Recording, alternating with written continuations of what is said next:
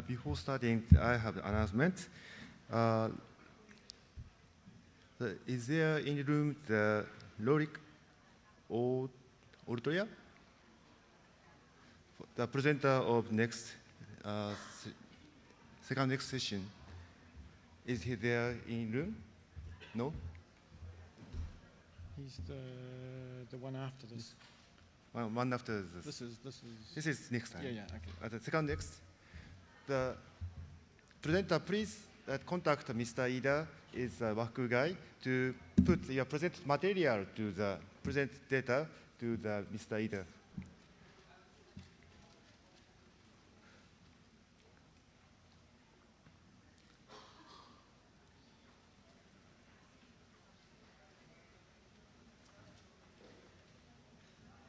Okay.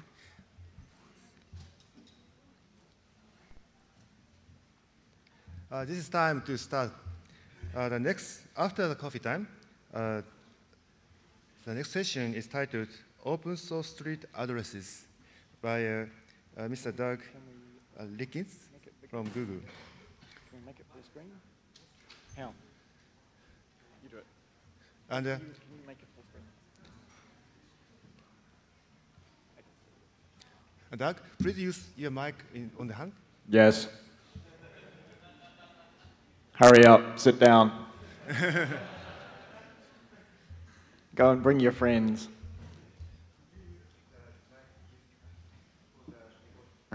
Okay. Drishti, I think we have your phone.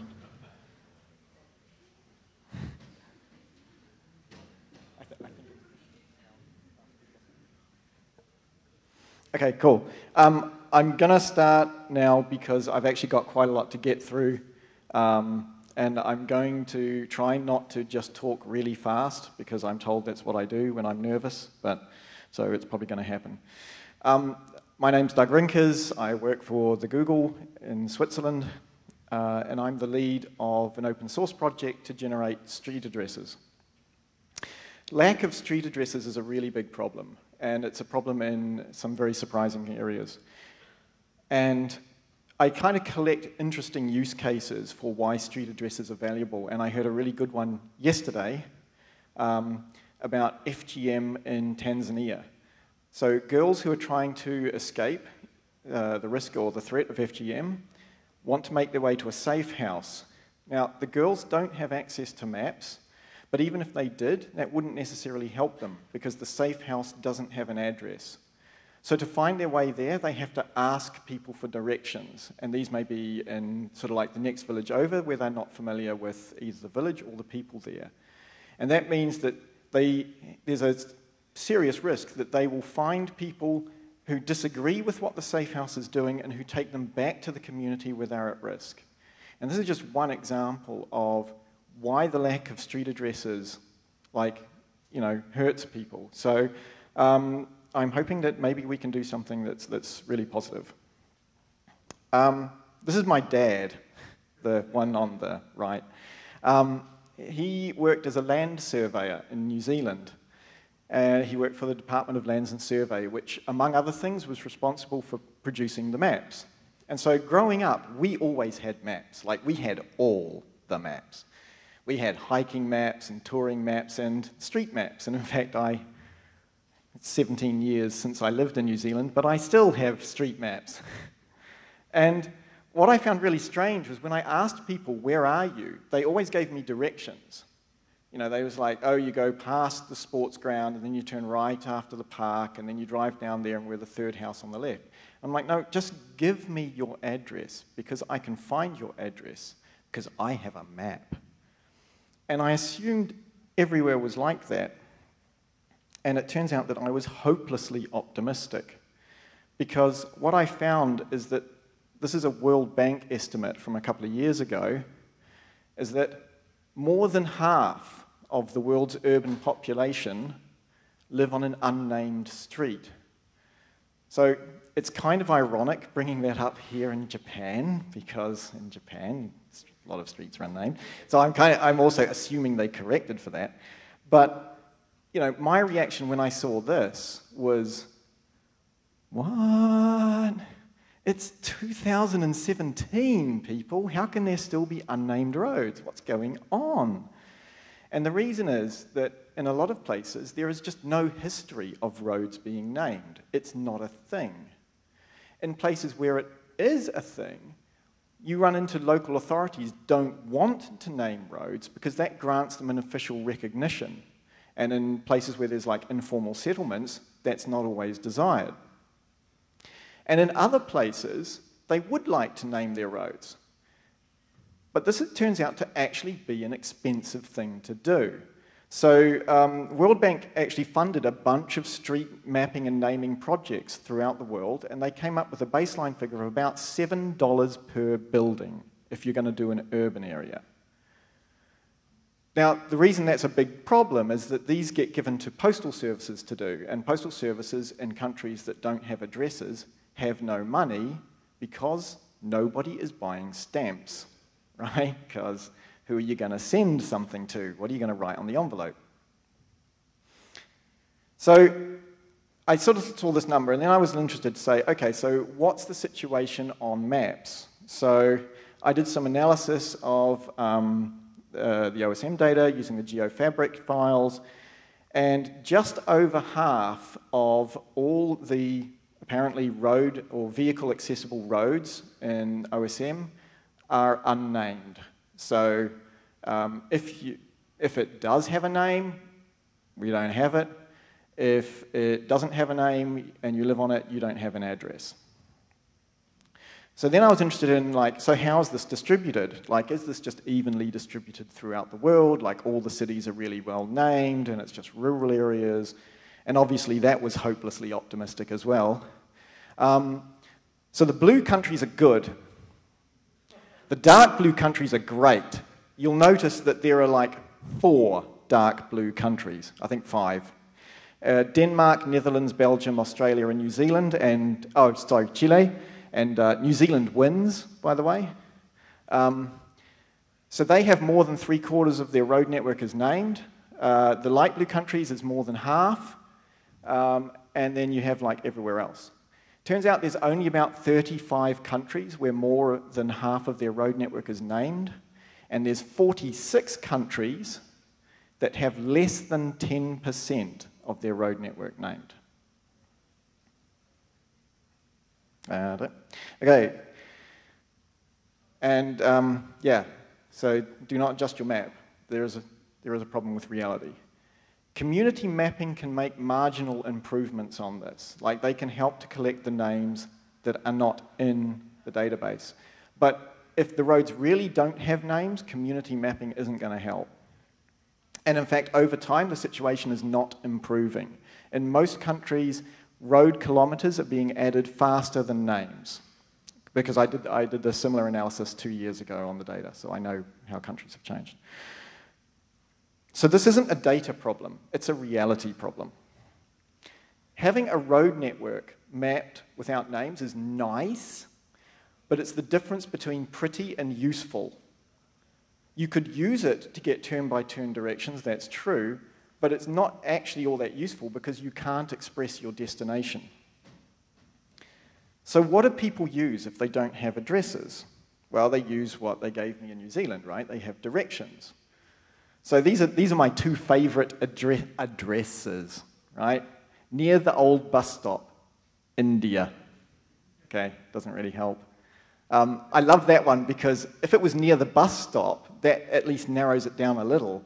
But the old bus stop is just somewhere where buses don't stop anymore. So it's kind of like saying you live near the road. And the other one is great because they've just put in everything they can think of.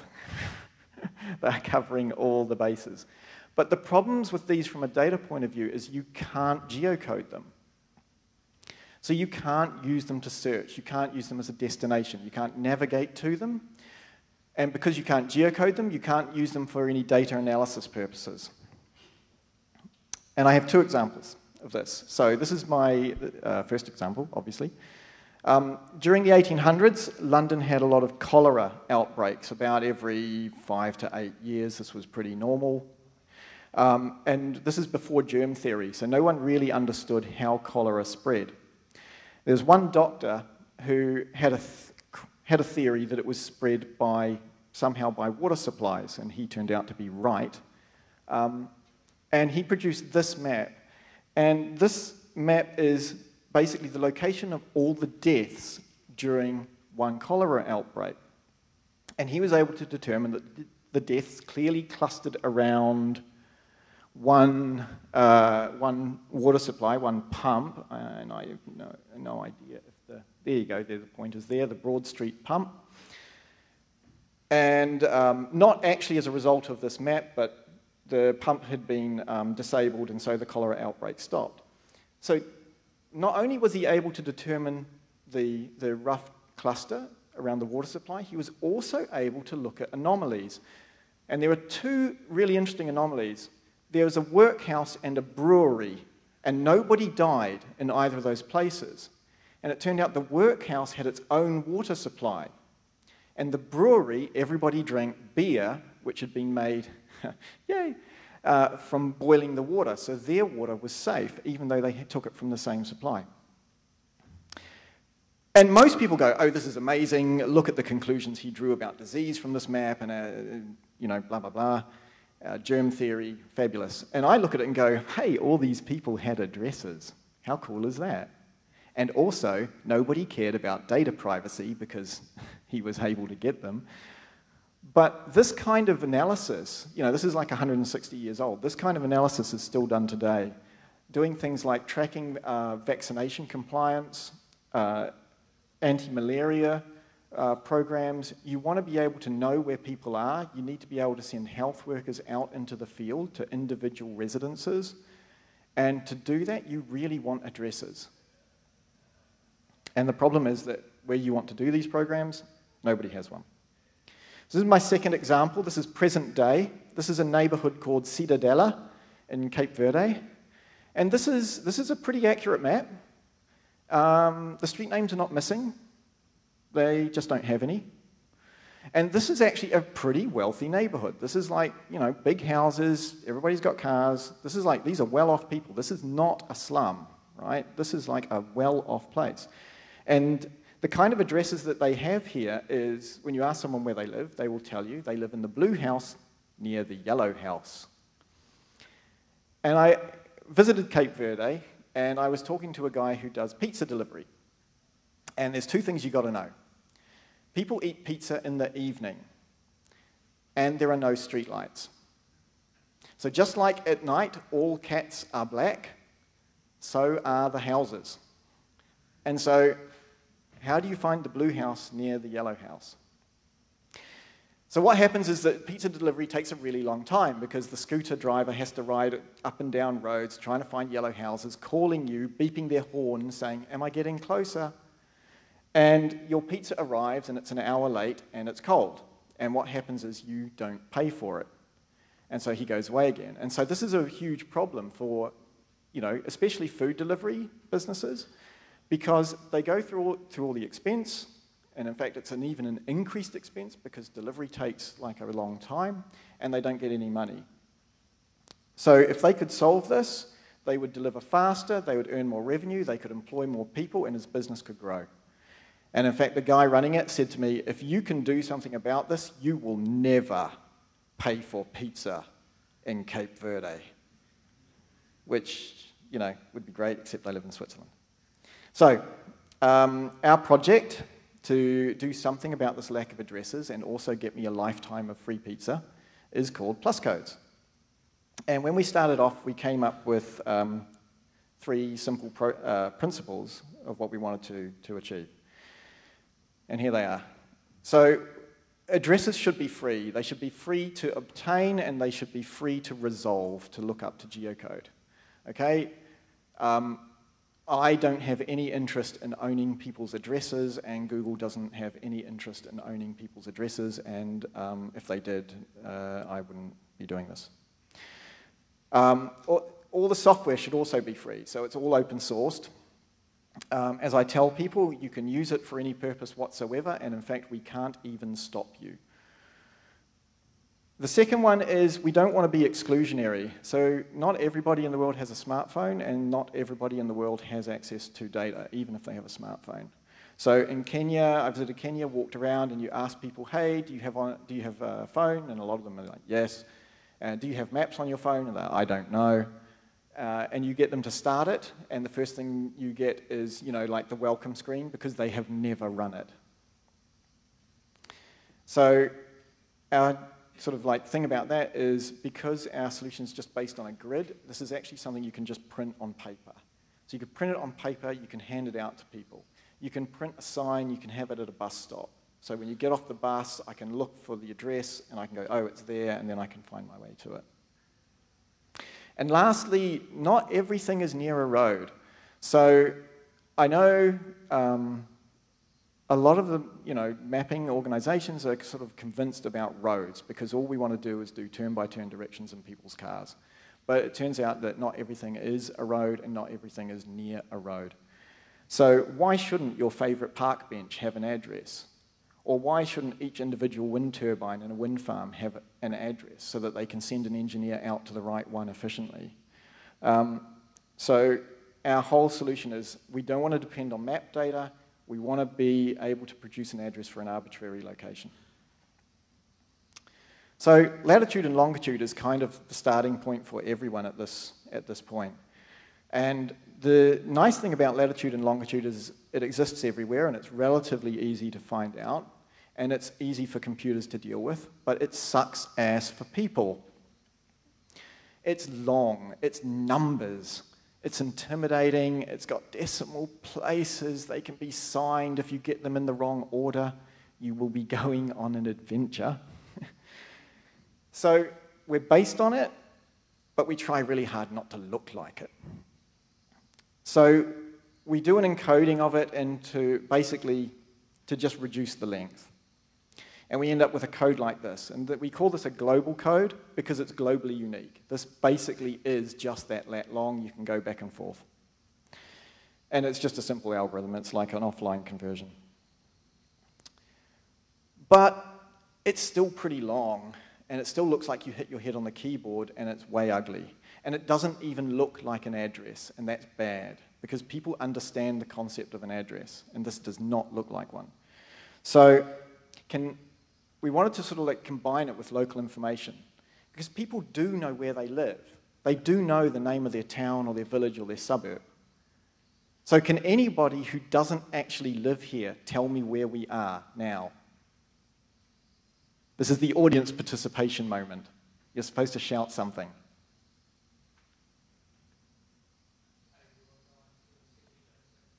Yeah, Aizu Wakamatsu City Culture Center. So can we combine them? Okay, that just looks dumb, right? Because we have two kind of unique identifiers in here. The top code is like this point here, and Aizu Wakamatsu is the town. So they're kind of redundant. But, sorry, I'm going to turn the code. The first 4 digits of the code identify a 1 degree by 1 degree box, which is about 100 kilometers by 100 kilometers. Okay, at the equator, it's obviously distorted here. So it turns out that if we have a nearby locality, we don't need the first 4. So we can actually shorten the code to something like this. And this is now starting to look like an address. We got something of a similar complexity to a postcode. So UK postcodes can be both shorter or longer. Canadian and Dutch postcodes are roughly the same length. Ooh, I have no idea what my notes mean at this point. So to find this location, all you need to do is know where is Aizu Wakamatsu, and then I find the nearest FWPM plus 8P. And this is important that it's the nearest one. It's not an offset from that location. It turns out that Google and OSM have about a 2 kilometer difference in where we think the center point of Aizu Wakamatsu is. Okay? Now, if it was an offset from that point, then, depending where you resolved your address or whose data you used to resolve your address, you would have a different location, and that would suck. And we don't want to suck. So, because it's just finding the nearest one in the grid, it still works.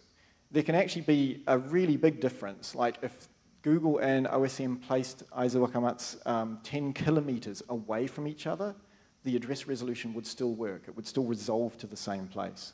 And this is a really important thing.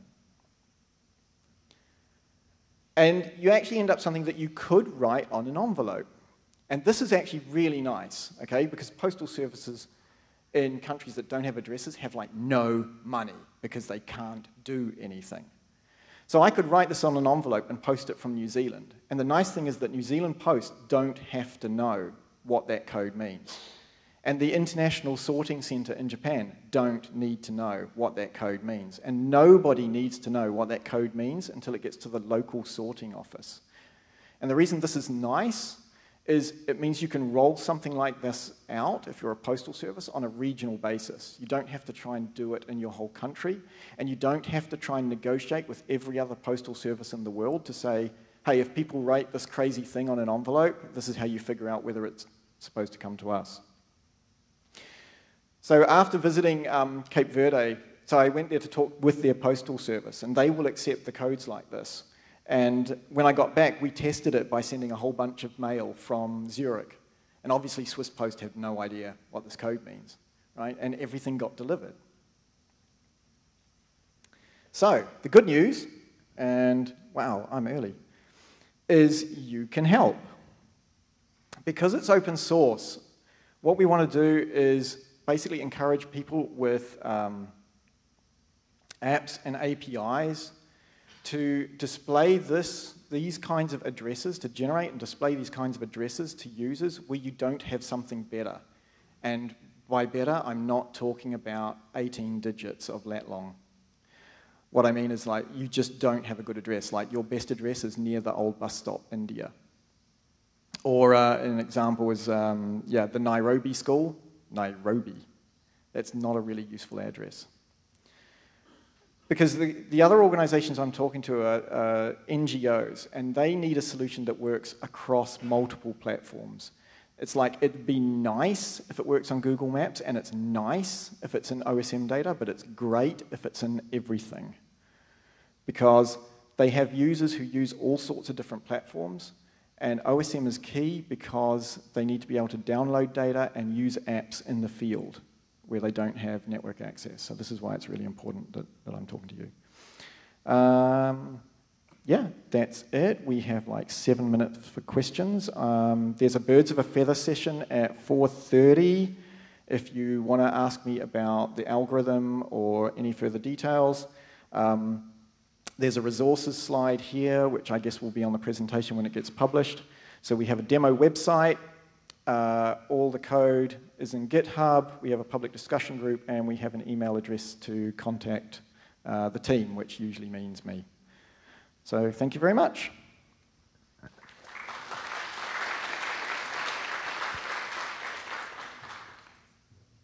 Any questions?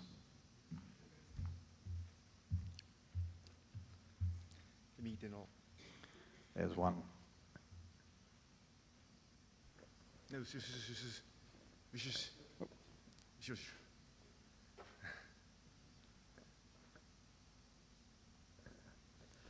Great presentation, thank you. These sorts of codes have been around for a while, and they haven't succeeded before. With enormous gusto, What 3 Words are touting a similar scheme on 3 alphabetical words, which will reference you down to a 9 meter by 9 meter square. In Ireland, a similar code was tried called Locate, LOC8. None of these have taken off. None of these have actually ended up being adopted very widely. What 3 Words might be, it might not be. Yours is obviously quite sophisticated and technically elegant, but is it the fact that it's Google that actually is going to make the difference in terms of adoption this time, when everyone else who's invented a global code like yours hasn't succeeded in the past? So, in some sense, I am leveraging the fact of who I work for. So, there is an aspect of that. I think, yes, so there are a lot of systems like this, and you know, I reviewed a whole bunch of them. they tend to all be solving slightly different problems. Most of them are all about how can I transmit a location to you in the shortest number of characters, and that's not the same as an address. So I get the feeling that a lot of them are all about kind of ad hoc location sharing. Let's meet up at a pub, and it is here for a drink. And what's happened is that WhatsApp and Facebook Messenger location sharing have come along and just taken that whole use case away. I think that most of them have probably failed to get any kind of adoption because just nobody ever knows of them. It's like great that you had this idea, but until it actually starts showing up in front of people, like no one's going to use it. So we have started displaying the long codes in Google Maps on mobile for a while, and I can't remember exactly, like a few months. And we actually do see quite a lot of usage, like people are actually using them, even though they're horrible and long and inconvenient. It's better than the alternatives.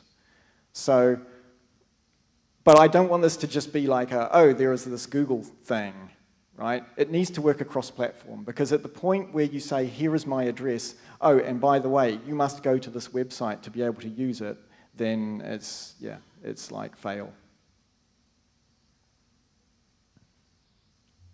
Anyone else?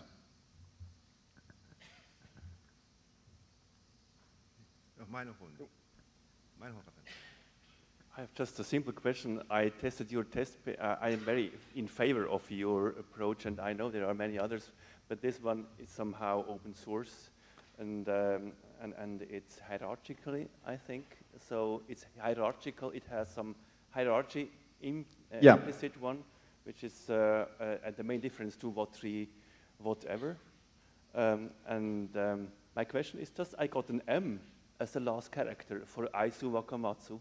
So if you type in this location, so M and P are not that far away. How far? M and OP, that's few kilometers then? So the locality doesn't need to be terribly close. So I think by coincidence it happens to be like the center point of Aizu Wakamatsu is very close to the cultural center here. Yeah, it's a coincidence. But so, for example, I could use my home address in Switzerland, as I guess Stefan will know, and nobody else in this room, so that's awesome. I can use my local town, which is Horgen, or I can actually say Zurich, and they both work. And I can probably say Rapperswil as well, if I want to confuse people. Yeah. Sorry, there was a question at the front.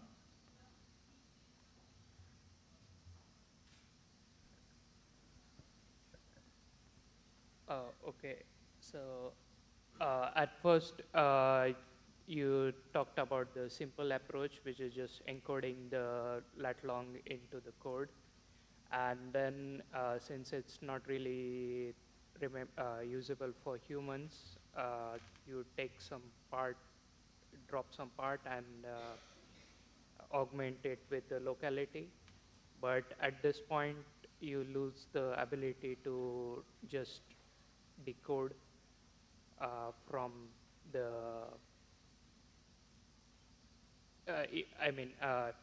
if you just encode, you can easily decode, but here you are augmenting it with the local information.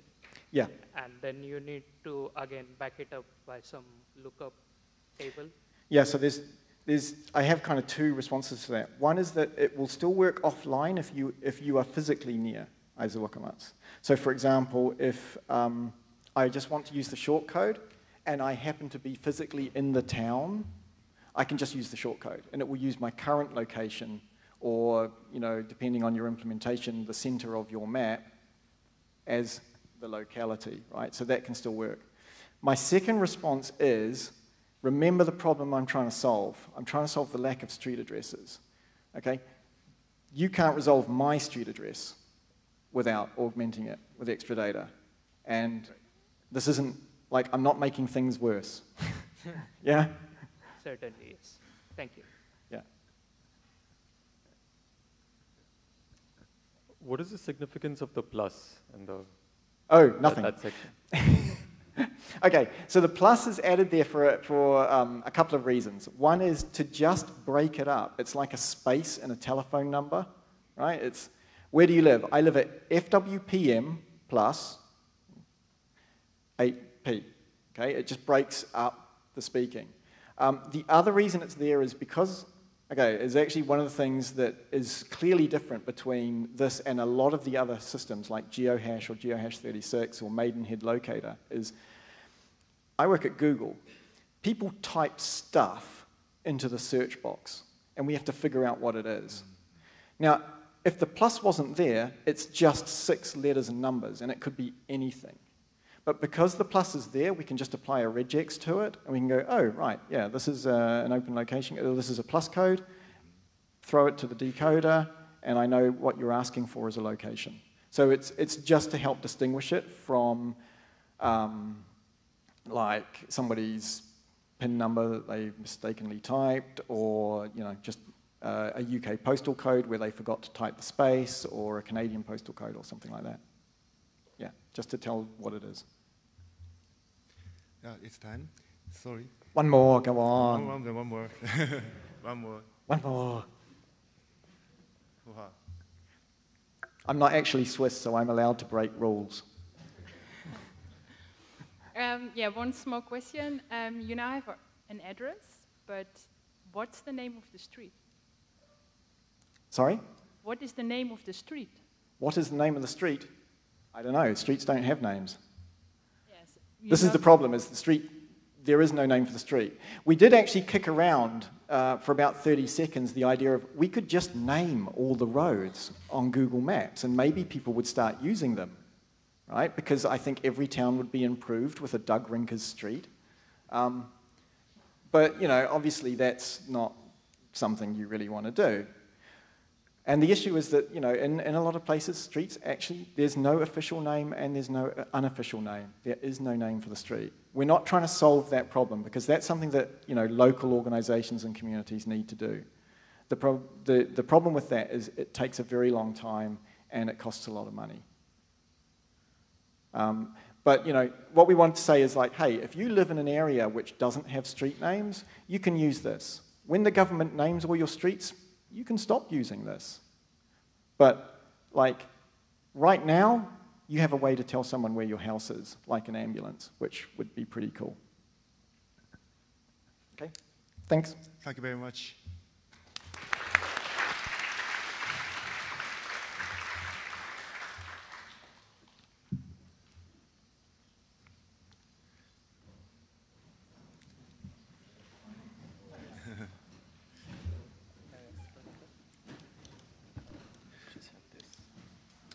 The next session is titled Hackers Against Natural Disasters, and by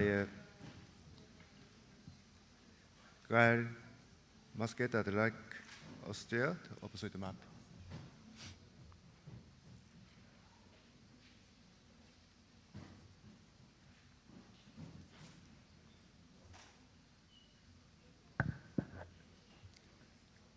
Hi.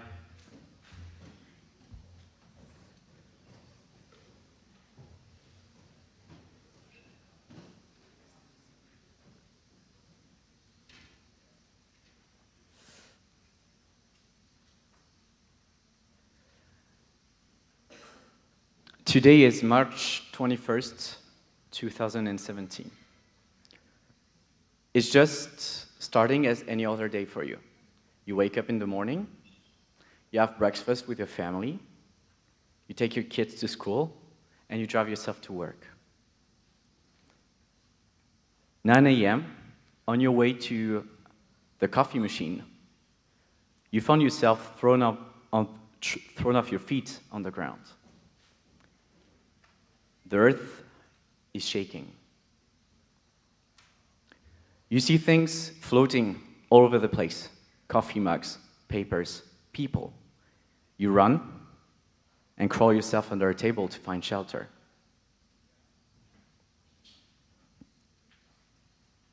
A few seconds later, it's gone already.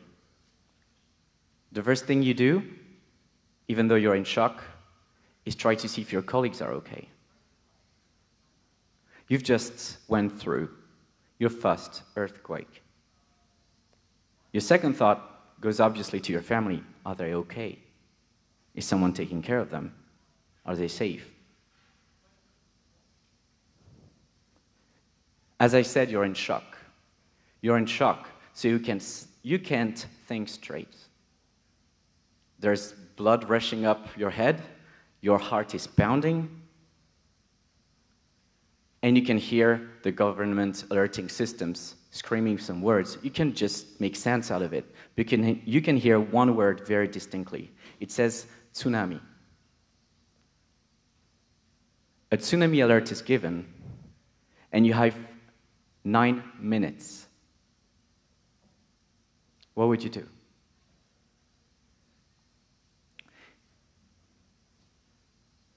What most people would do in that kind of case is don't forget that when something like this happens, you don't think straight. So if you were taught how to react, then you know you'll have either, if it's a tsunami coming, you have to get to the heights, walk. Don't call anyone, just do it. But that takes trust in the fact that the people in the school of your kids will make the right decisions and that they are covered. You can't think straight. So if you can't think straight, if you didn't know how to do, what would you do? Some would run for shelter and stay inside a building that would be wiped out by the gigantic wave. Some other people would call family to see if they're okay, which will disturb the cellular networks. Some may act crazy, some may want to drive and will strike people on the way because they're so desperate. Some will completely panic, will stab people to get a bike and drive right off to the school to find their kids. So when we don't know what happens and what we should do when a disaster comes, many bad things can happen. It could be dangerous for you, but more importantly, it could put other people in danger.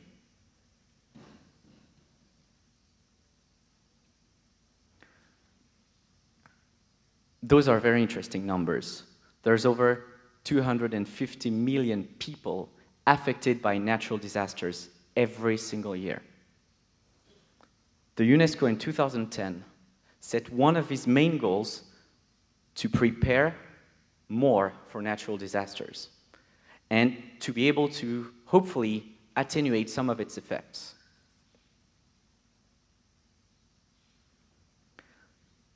Among the areas, Japan is obviously a highly seismic area.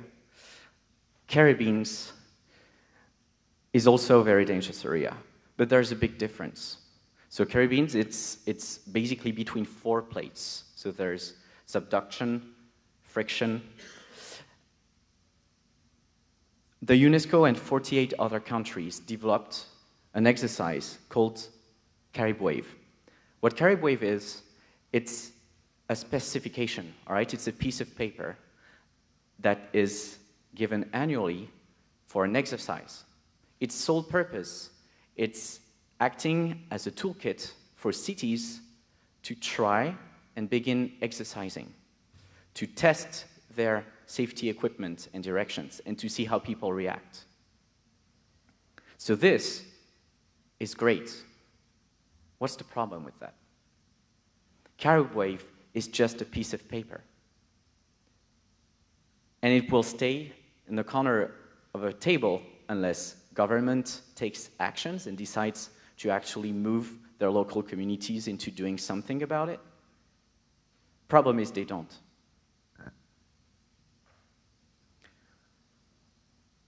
This is what led to the creations of HAND, which means Hackers Against Natural Disasters. What HAND is, and it's pretty simple, it's a team of people, just a team. And it's mappers, it's developers, it's drone experts, it's network experts, it can be anything from community managers to video crews to journalists. And here is our mission. We have 3 things. The first one is we want, hopefully, to develop technology that is going to be useful into helping people. We don't want to do this in the back of an office. We want to do this on the ground, during an operation, during an exercise, because this is the only way where you can actually get some useful feedback, understand what it's about, understand how it's going to work. How many times in your life did you develop something for your users, and when you reach your users, they just tell you this is just not the way it works? The third thing, which is one of the most important as well, is that we're only a handful of people. And what I hope will be, if we get 10% of how successful OpenStreetMap has been at building communities, we would be lucky. What we want to do is actually bring those very talented people to somewhere where there's nothing, and to help raise a community, transfer knowledge, and allow them to be autonomous in their management of catastrophes, in the simulation of disasters, and into awareness raising, into raising awareness. Gael is really sorry to be here, not to be here. So Gael is the president and founder of HAND. Many of you guys know Gael in the community. Not only is he the founder of the French antenna of OpenStreetMap, Gael is one of the guys who spends and dedicates 800% of his life to others. He wakes up in the morning only to help people. And when you meet this guy, you're like, is this guy for real? Because he has so many stories to say, and he takes how many planes a week, I don't know. And he spends his time and dedicates his energy to this. But Gael is from Guadeloupe, in the Caribbean.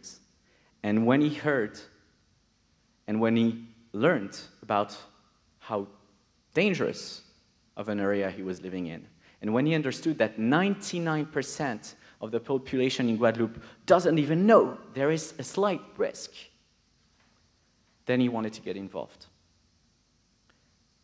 What's worse is that the 1% who know things don't act, meaning it could be travel agencies whose purpose is not compatible with telling people that it's potentially a dangerous area. So they will not want to cooperate into that kind of exercises. So Gael started alone, and they tried to implement the Carib Wave exercise in 2015 for the first time. There were 3. Then in 2016, there were 10 with the first task force, and they started working on establishing long-range wireless communications, which is critical, because after an earthquake, communications can be completely broken, and little small-scale experiments on IoT, basically. Then came this year. 16 people. I was one of the lucky 16. Plus, for the first time, managed and organized by the local community of Guadeloupe, which is the Fab Lab of Jarry. And this year, we went bigger than the other years. In 1 week, we experimented cell broadcast technologies, radio emergency broadcasts, Twitter broadcasts. We did a sonar mapping drone. We worked on an emergency orientation mobile app. Mappers went to map the whole island. You guys maybe know Johan Boniface, the creator of UMAP, who was part of the adventure as well. Those guys woke up every single morning at 5 a.m., took on a bike, and went the whole day riding around to take pictures, put them on Mapillary, and map the island, especially looking for the safe zones on where to go when something happens. Not only did we do this, but more importantly, it was the first time in the history of Guadeloupe where the community and the local city actually got involved. Multiple evacuations of schools. We were on TV, local newspaper, French newspapers. People are starting to talk about it. Marketing material was released into telling people how to behave when such things happen.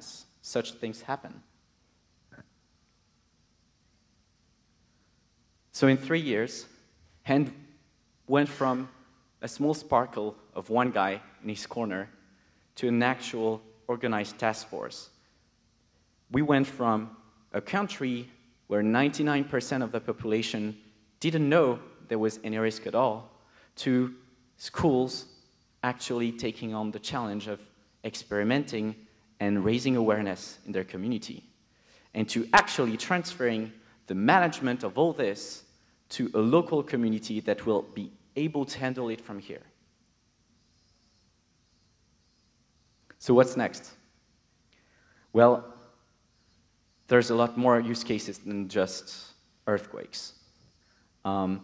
Two of the ones we're interested in right now, because we have lots of requests, is the summer forest fires, where there's a lot of hazard, especially with Canadair, the planes who actually drop water. We need new teams, meaning you guys in the community, as a developer, as a mapper, might want to get involved on such kind of adventures. Mostly to be mobilized for 1 week, sometimes at the other end of the world, to actually just be there and develop some stuff. More importantly, HANT is a non-profit organization. We don't want to be too structured, because the thing we want is to act. We don't want to spend our life doing paperwork. We want to start building things, and useful things. And for this, we need partners. So far, 100% of HANT was raised money through crowdsourcing, which is not going to make us able to scale. So if your company wants to get involved in that kind of humanitarian projects, then please come and talk to us. Because this is the only way where we can actually start replicating what we have been trying to do in Guadeloupe in different parts of the world. And I'm really sorry Gael is not here today, because he is the one that might just be able to touch you and make you understand how important this is to him and to others. The only thing I can tell you is how I felt. Maybe I can start by a confession. Just so you know, guys, I am really not a mapper. What I am, though, is I'm a fine developer. And one thing we have in common is that we love what we do. And until the point where I could take, a week off just for coding on a side project because I had this idea and I want to. And I know some of you guys in this room might take a few days off sometimes just to go mapping somewhere. And, this is hard enough to explain to your friends when they tell you you're going on a vacation, you're like, no, I'm just going mapping, for a few days off. You're like, what? But when you have to explain your wife that you're going in the Caribbean for 1 week with people you don't know and make her understand that you're going to work day and night, this is a whole different level. But no, more importantly, a few years back I started to seek how could I be useful, and most of us did this already. Like, humanitarian is something that we are drawn to naturally. But somehow, lots of us, me included, stop along the way. Many reasons, laziness among them, which is one of mine, and bad excuses. But another one, which is, what am I good for? I'm not a doctor. You don't want me to build your house, just so you know. So not a school either. And anyone would be just as good as me for doing any kind of task, that is. So it may be like an excuse, but really is, I did not see myself being a real asset in that kind of situation. And what HANT brought me was actually that for once in my life, I was able to put everything that I am, everything, meaning my passion for coding, my passion for electronics and humans and empathy, everything that I am, I could put it in this project and actually feel like an asset. Like I could make a difference, and a difference we made. And this really, like, it not only did it change my life, but it's also one of the few experiences that I will never forget. And sorry, I really hope that you guys want to join this kind of project, because not only it is beautiful, I really think that in some way it can change the world. Thank you.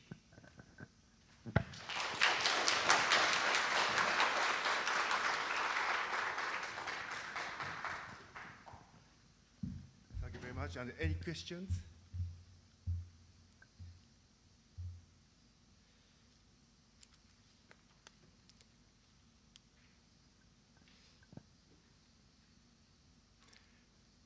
Okay.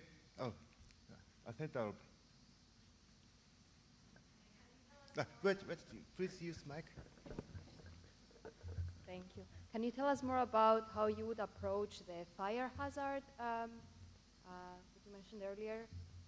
How would you send people on the field, and what sort of information would they record?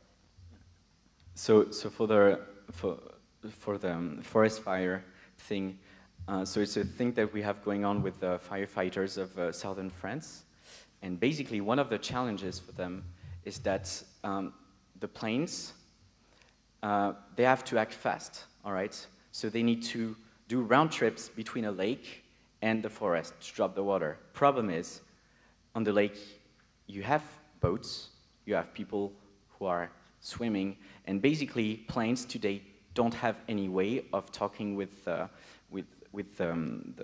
broadcast systems of boats. So you have no way of knowing that there are some boats in this lake.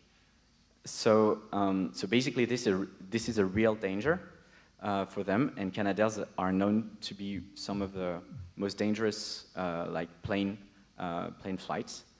And basically what we want to do is to use you know, ADS-B and other technologies, because this is basically emitting, every plane and every boat is emitting a signal which is open that you can catch, that you can actually put on a map. This is what you know, flight radar does or whatever. And you could actually build a system that could prevent some accidents to occur. This is the first thing. And then there might be some other small electronics things that you could put to have better detection and prevention of such cases. Just so you know, when we put people in operations, we never do it in the action. In the action is too dangerous, and we are way better at preparing our heads down when it's an exercise than when it's in action. And we're not going to put the same teams on the field if it's a real danger here. Thank you. Thanks. Is there any question or comment? Thanks, everyone. Thank you very much. Thank you, Dr. President. Next session will start at 12:30.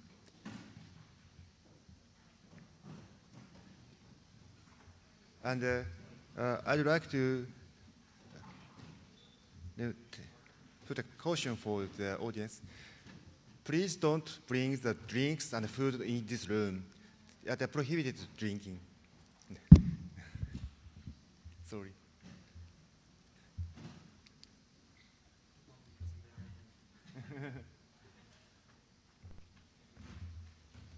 Some water there to take a sip.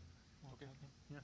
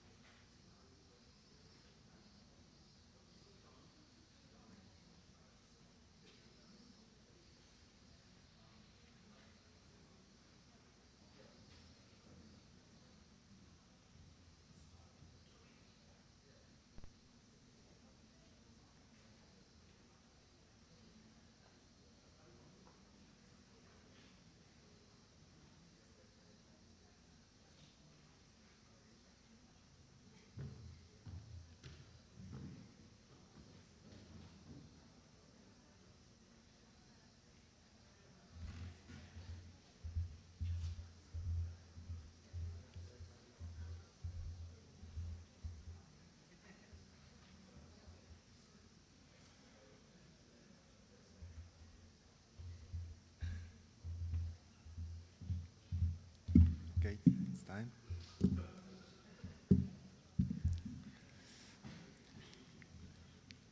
The next session is titled A Map Campaign, Manage Large Mapping Project while Leveraging Local Knowledge by Paul Uithol, the humanitarian OpenStreetMap team.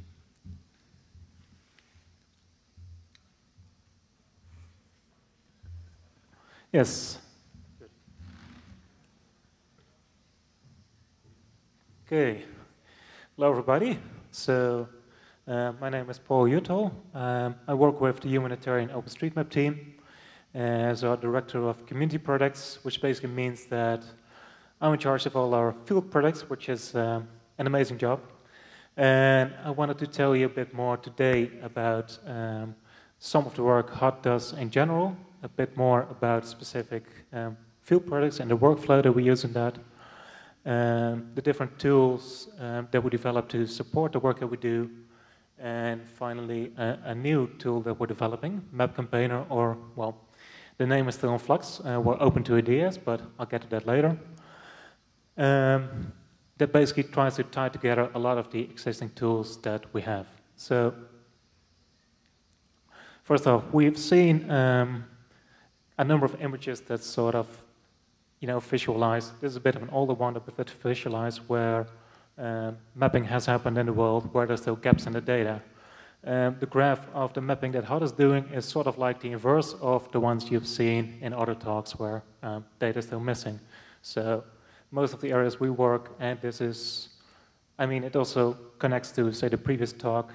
There's a lot of disaster risk reduction, disaster risk management type work, which mostly happens in areas where the need to do this is greatest. So parts of Southeast Asia, Sub-Saharan Africa, some in Central South America.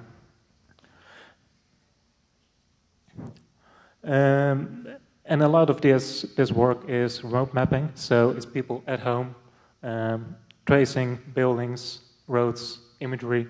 We're also experimenting there, of course, with other techniques, like the ones Drishti is talking about, to try to make this work easier, faster, more efficient, higher quality. And this is to support things like the response to natural disasters. So either natural disasters or, say, disease outbreaks. So Ebola response, earthquake in Nepal. This is last year in Sri Lanka, landslides, mud flows. There's a lot of houses, people here under the mud, but you got to know where the houses are in order to try to find people, get an estimate of how many people you think might be missing that you're looking for. Vaccination campaigns, bottom right, for yellow fever, against yellow fever around Kinshasa last year, where you need huge amounts of data on buildings, population estimates, road network topology, in order to run these operations efficiently or even be able to execute them at all.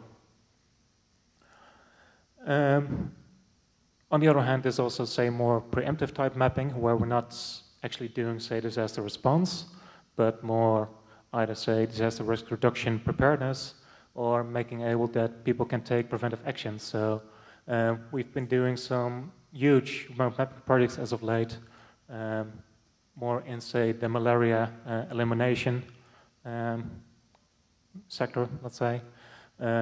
So we've been mapping large parts of Botswana, Zimbabwe, Zambia, Laos, Cambodia, basically trying to trace all the buildings, all the houses. And later on in the year, we'll see how this connects to the actual workflow of doing indoor residual spraying in houses, working with CHI, Clinton Health Access, and other NGOs that work in the health sector to see how we can utilize OpenStreetMap data in malaria elimination, so in the spraying, in health interventions, in tracing incidence rates, prevalence rates of malaria, linking that to health data, etc. And we've had a lot of people help out on these projects. As you can see, this is over 4 million buildings mapped within, I think, 4 or 5 months in this area. On the other hand, though, there are other projects which are more, say, my domain, the field mapping projects, where, with the remote mapping, the data you can get are, there are buildings, there are houses, there are roads. You can sort of, like Drishti was showing, deduce something maybe about, say, the road network topology, which are the larger roads, which are smaller ones. Sometimes you can see by, say, the big buildings, which are aligned in a specific pattern, which are schools, most likely schools. But it's hard to get more accurate data on, say, the distribution of water points, of health facilities, of smaller schools, kindergarten, etc. So that's where field mapping projects come in, where we work with local teams, with local communities, often with local universities, as of late also through the Youth Mappers Initiative, which is, say, USAID projects, to do a large-scale ground surveys and field mapping projects. They vary a bit in scope, in sector, from financial services to more water and sanitation, to urban planning and flood resilience, for example, those type of things. But what they all have in common is that you need a lot of people to gather data, use their local knowledge, to add additional data to, say, the basic building and road data that's available in OpenStreetMap. We always, wherever we go, we do it through the same type of model. We want to work with local communities, make sure they reap the greatest benefit from what we do in the end. That is not limited to data sets which get used by the American Red Cross, by MSF, but that local communities also pick up some skills, even if it's just, say, basic map literacy. Paper maps are often still the way to go there. Just give them a nice A0 print of their ward, of the area people live in, people are supposed to govern, which allows them to start using maps as a communication tool, start flagging issues with, for example, drainage or vector-borne diseases, cholera, whatnot, and raise that up, say, to city level, try to get attention for the issues they're facing. So, I mean, this is sort of a model of how these projects work in the end. There's always someone, I mean, these things cost money to execute. You need to have logistics. You need to have people in place to do the trainings, etc. So they're being funded by, say, donors, say the World Bank, USAID, State Departments, Humanitarian Innovation Fund, those type of donors. The end goal is always for us to work to collect data, to curate maps, to teach people how to use maps. Mostly, say, service delivery, infrastructure type of data we're collecting. We work with local OSM communities, universities, civil society, local NGOs, wherever we can. The people that are probably in the position to actually utilize this data and start using it in policy and decision making are government, local government, UN agencies, larger NGOs. And at the end of the day, this should lead, and I mean, this is also the setup of these type of projects, to improved information, communication, better decisions, and therefore also to better outcomes, better distribution of water points, of schools, of health facilities, better budgeting, etc. So to show you some examples of these projects, and that's going to flow into the MapCampaign tool we're working on.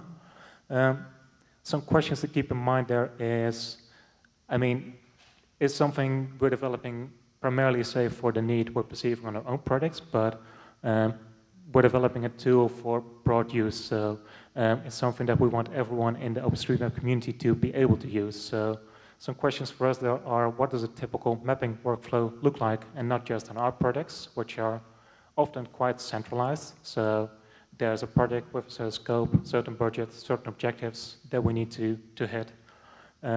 But also, say, projects like Crowd2Map in Tanzania, other community-driven projects which does have something people want to map, but may not have such tight constraints as ours do.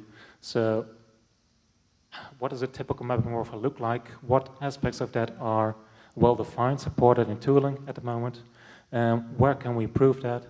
And most importantly, this is something also other talks have touched upon, how can we improve, say, conversion of users from getting people to just using the maps or one, being aware of the existence of OpenStreetMap, to contributing to OpenStreetMap, and continue doing so.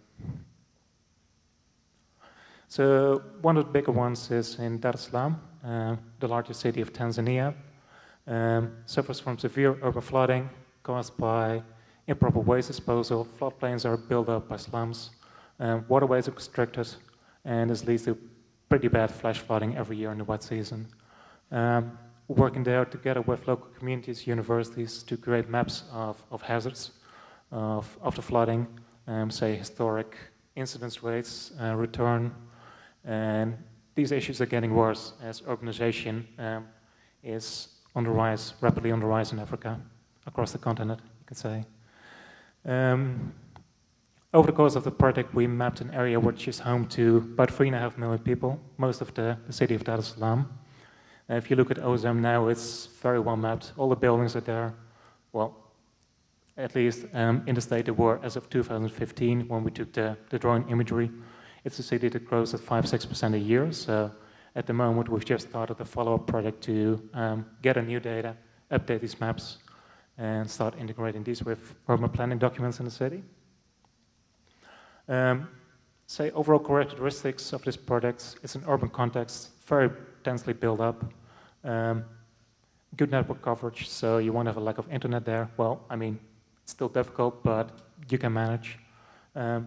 We made extensive use of drone imagery there, using fixed-wing EB drones, which is also, again, made possible by this being an urban context, area being relatively small and densely built up. Work with local communities, universities, University of Dar es Salaam or the university. And at the time, we were mostly still using, say, paper-based data collection tools, field papers, GPS devices, etc. In the new iteration, we are mostly using OpenMapCat. Another one we're currently working on is in northern Uganda, around the South Sudanese refugee crisis. The news from 2 days ago is that there's now over 1 million South Sudanese refugees in northern Uganda. This has been, well, there were about 100,000 in July 2016, so this is within a year, you're getting 900,000 extra. This has led to huge refugee camps being created in the north of Uganda, with all the issues that this brings. So NGOs had to scale up very rapidly, UNHCR, other agencies as well. Information management is very tricky because there's so many parties working alongside each other, not coordinated properly, etc. And together with UNHCR and Acted and Reach, we've now started doing a lot of the information management around the whole refugee crisis.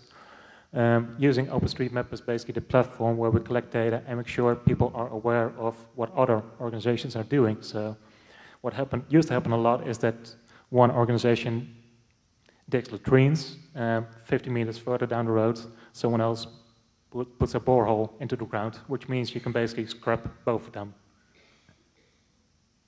And that's something that we're working to start avoiding by integrating information, data for more organizations into OpenStreetMap. We're also doing that using imagery from MapGav, which is US State Department. I mean, the situation is very dynamic, so basically we need imagery from yesterday to be able to map these areas properly. So, as you can see, this is a tiny area of one camp, Palourinha, which has about 6,000 houses. This is about, let's say, a couple of kilometers. Making a lot of use of tasking manager for the remote mapping, of course, at first. Then training local NGOs, say NGOs operating in the area, operating partners like MSF, British Red Cross, etc., taking them along, teach them how to use OpenDataKit, OpenMapKit, and integrate data into OpenStreetMap. So in this case, I mean, we use a lot of satellite imagery, not directly, I mean, it's probably gathered by Digital Globe, but made available to us via State Department. It's much more rural, so distances are much larger. You really can't walk in these areas, or you can walk, but you're not going to get very far in a day. So we're trying to leverage a lot more partners to, basically help them do the mapping instead of us having to do it, and train them on doing it. Also working with some local refugee communities. And we're using much more, say, digital data collection tools, also teaching refugees how to use Maps.me to to tag things, to map things, since this is, well, a very convenient, easy way to learn how to map.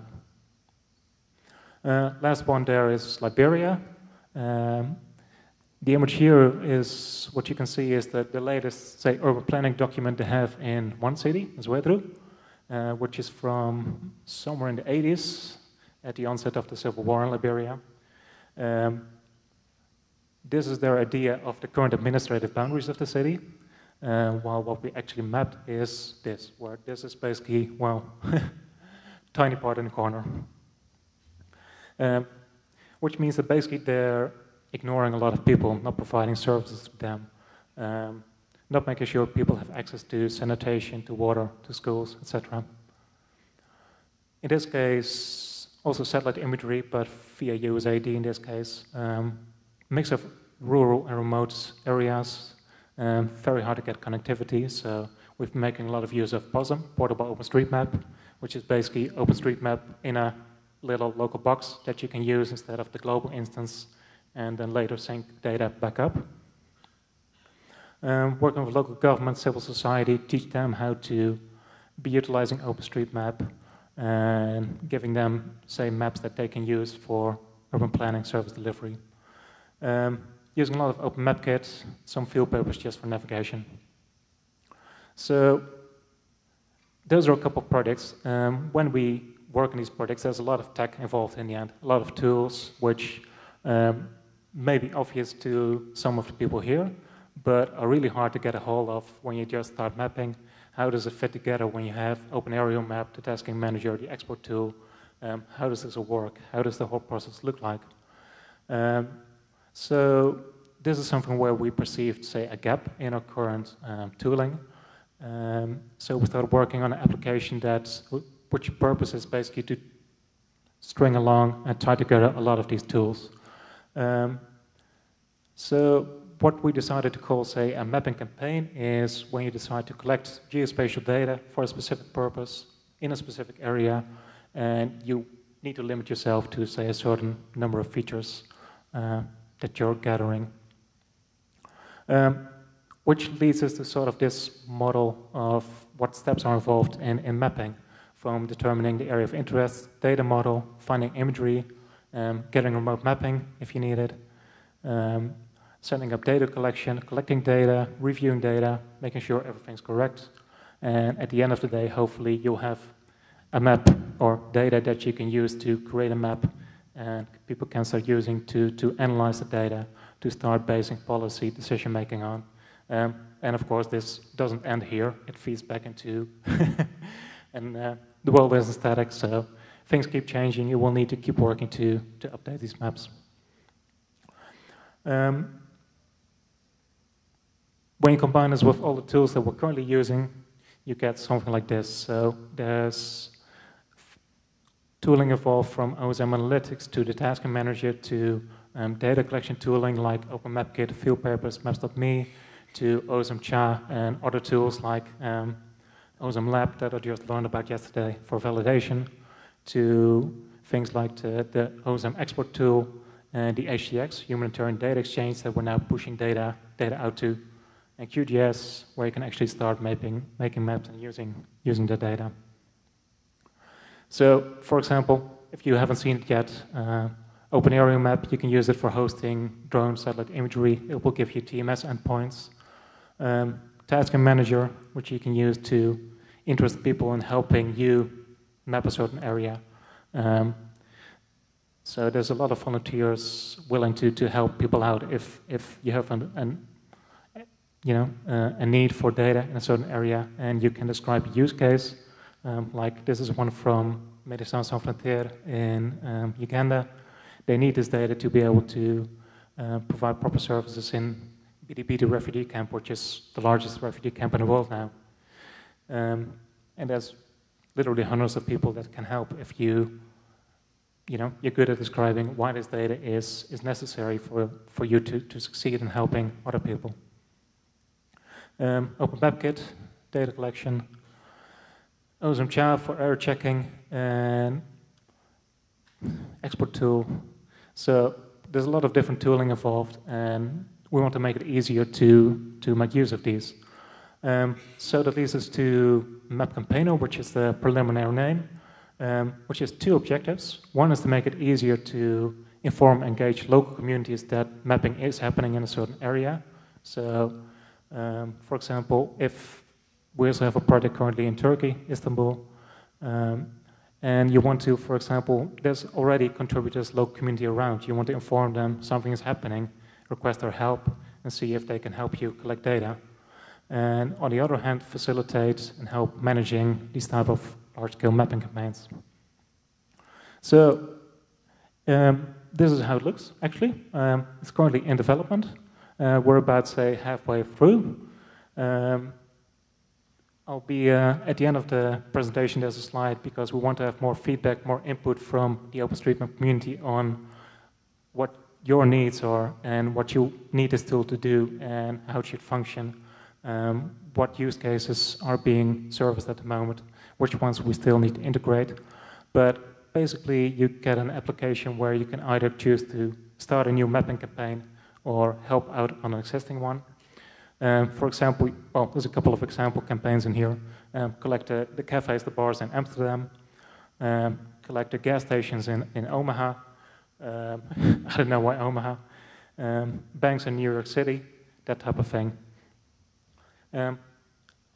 So if you want to help out on one of these, for example, I don't know if we've chosen one here. Health facilities in Jakarta. Nate has set up a campaign for health facilities in Jakarta. You can see that it has a title, it has sort of a start and an end date. There's a number of features already collected. And here are the areas where we want to be collecting data. And actually visualizing what has already been collected is one of the things we still need to work on. You get some metrics on the data that's already there. So there are already 44 facilities there, but none of these is, say, feature complete or adheres to the data model we want to be capturing. So, for example, this can mean that we already have 44 amenities, hospital amenities clinics in Jakarta, but they're all lacking opening hours or information on emergency care. And so far, there's been 10 users helping out on collecting this type of data.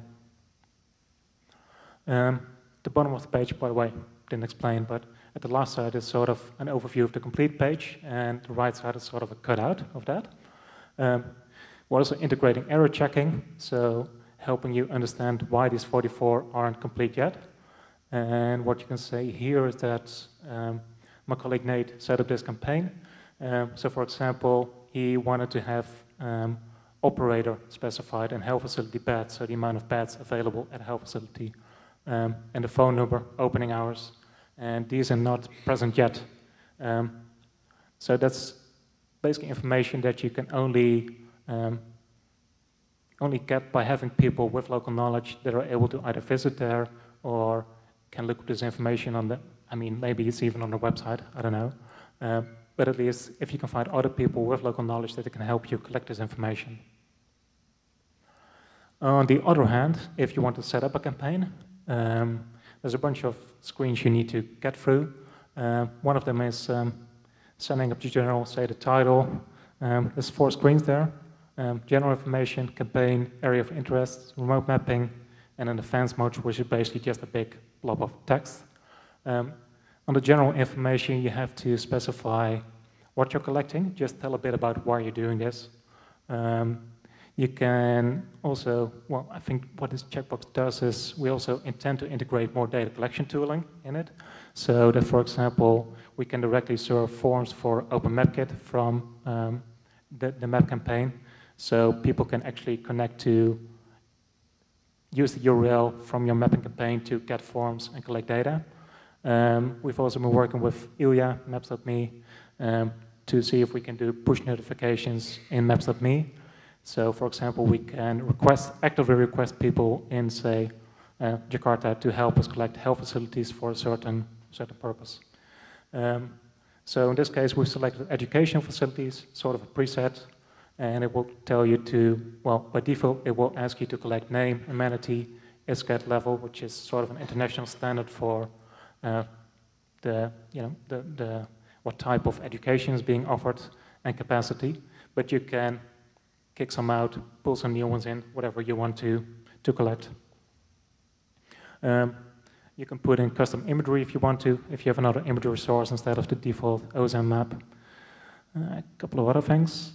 Area of interest, well, just draw the area, put in a GeoJSON, upload a shapefile. There's several options to choose from. So in this case, I'm going for Dar es Salaam. You can subdivide the area so you can send out a lot of teams and keep track of who's been where, which is, I mean, useful, much more useful in a centralized type of campaign we're running, where you're actually actively managing. I mean, at the moment, we have about 310 university students in Dar es Salaam out mapping throughout the city, and you want to know who's going where, who's been where you should expect data to be accurate and complete, and you can then start doing your QA based on that.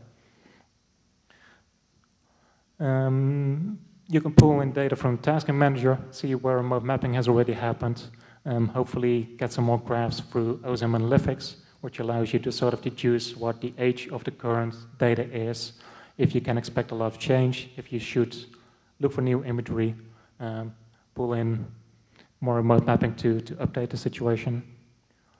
And then you're going to end up with, well, sort of a campaign like this. And I mean, this is the start of it. After this, it's up to you to try to find people that can help you collect this information, Dar es Salaam. Again, this is something we're trying to start facilitating more, and something we're still thinking about how can we make this match between people doing remote mapping from home, and how can we make it linked to people with local knowledge, inform them someone's looking for this type of information in their city, in their vicinity, and start encouraging them to collect this and pull it into OpenStreetMap. There's some challenges along the way, technical ones, managing the data, getting fresh OSM data for all these metrics while not leaning too heavily on overpass. We might go with a custom instance. We're running ourselves for that.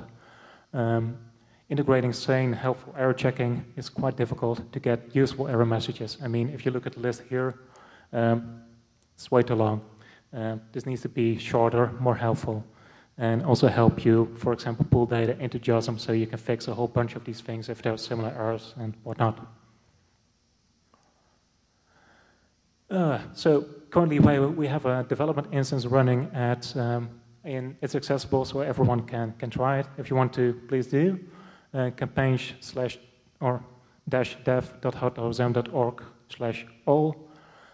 There's a recent blog post. I think it's also, if you go to the HotOSM website, there's a recent blog post detailing this. It should also link to the dev instance, and you can give it a shot. Doing development on GitHub. If you want to talk more about development, if you have ideas on what we should integrate in this, how we can approach certain issues, please feel free to hop onto the Slack channel, talk to us there. And then I'd like to announce this as well. Next week, Friday, we're organizing a community call. It's probably going to be, say, a video conferencing call. I don't know exactly which application yet. Nate was proposing Zoom for that. Friday, August 26th, 2 p.m. UTC. I don't quite know what it translates to for Japan, but we still need a good name for the tool. If you have ideas, please let me know, or propose them in a meeting.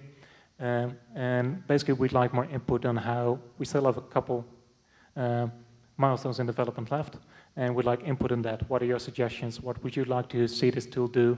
How do you think it could be better and help us reach local mappers, local knowledge more effectively? Whatever else you want to talk about. And there's still going to be some emails to the hot and the talk mailing list about this. So, yeah, that's it. We're still working on development, as I said, trying to make this tool the best we can. So if you have any questions or suggestions, please let us know. Thank you.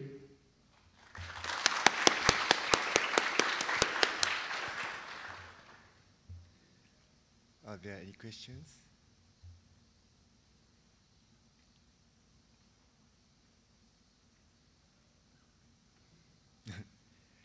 Okay, so thank you very much.